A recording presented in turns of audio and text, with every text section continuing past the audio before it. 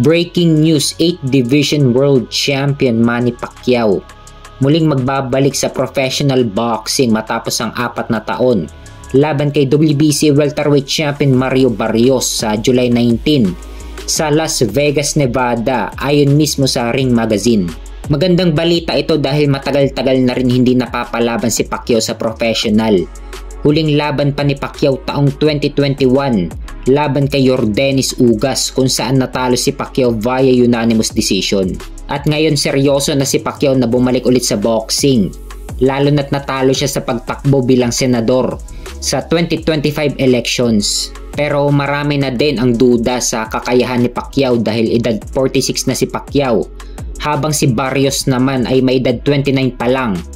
Papasok pa lang si Barrios sa kanyang prime, kaya marami na talagang duda na kaya pang manalo ni Pacquiao kay Barrios. Kung mapapansin kasi sa welterweight, si Mario Barrios ang pinakamadaling kalaban na champion ngayon sa welterweight. Hawak ni Barrios ang WBC, hawak ni Jaron Ennis ang Unified WBA and IBF, at hawak naman ni Brian Norman Jr. ang WBO. Feeling ko ang pinakamahihirapan si Pacquiao na manalo laban kay Unified WBA and IBF welterweight champion Jaron Ennis. Halos complete fighter na itong si Jaron Ennis, may knockout power, switch hitter, mabilis ang footwork, may head movement. Kaya mali talaga ang tsansa na mananalo si Pacquiao kay Jaron Ennis kung sakaling magkaroon sila ng unification fight. Ang perfect ending na talaga kay Pacquiao after ng laban niya kay Barrios kung sakaling manalo si Pacquiao ay pwede na siyang magretiro. Lalo na sa edad ni Pacquiao na 46, delikado na kung babalik pa siya sa professional. Kaya kung manalo siya kay Barrios, ito na ang perfect ending para siya ay magretiro sa boxing.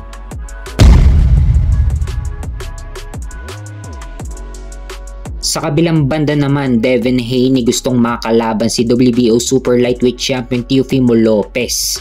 At gusto din ni Turki Al-Sheikh na ikasa ang laban nila Devin Haney at Teofimo Lopez sa 147. Pero ang problema, ang focus ni Teofimo Lopez ay ang makalaban si Unified WBA and IBF Welterweight Champion Jaron Boots Ennis. Pahayag ni Teofimo Lopez, aiming to fight the 147 pounds king is historic.